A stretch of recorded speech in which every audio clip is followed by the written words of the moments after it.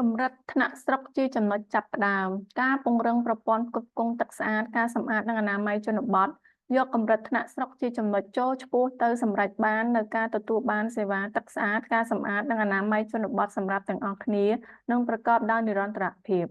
ក្នុងនាមជាអាជ្ញាធរដែលជាអ្នកផ្ដល់សេវារដ្ឋបាលថ្នាក់ក្រោមជាតិនីមួយៗគឺជាតួអង្គដ៏សំខាន់ក្នុងការផ្ដល់សេវាទឹកស្អាតការសម្អាតនិងអនាម័យជនបទការផ្លាស់ប្ដូរនៅថ្នាក់ស្រុកផ្ដល់ជាឧទាហរណ៍ជាក់ស្ដែងដល់តំបន់ផ្សេងៗទៀតក្នុងប្រទេសអំពី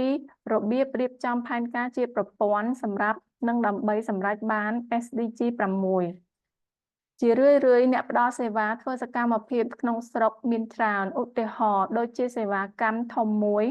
ឬគម្រោងដែលអនុវត្តនៅក្នុងភូមិជាច្រើនសេវាថ្នាក់ជាតិអាចនឹងមិនមានទំនាក់ទំនងជាមួយនឹងថ្នាក់ក្រោមជាតិឡើយ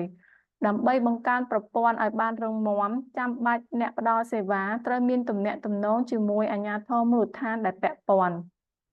តាមរយៈវិធីនេះវិធីសាស្ត្រថ្នាក់ក្រោមជាតិត្រូវបានបង្កើតឡើងក្នុងក្របខ័ណ្ឌជាតិទាំងមូលជោគជ័យណាមួយនៅថ្នាក់ក្រោមជាតិអាចយកទៅថ្នាក់ជាតិដើម្បីធ្វើជាគំរូ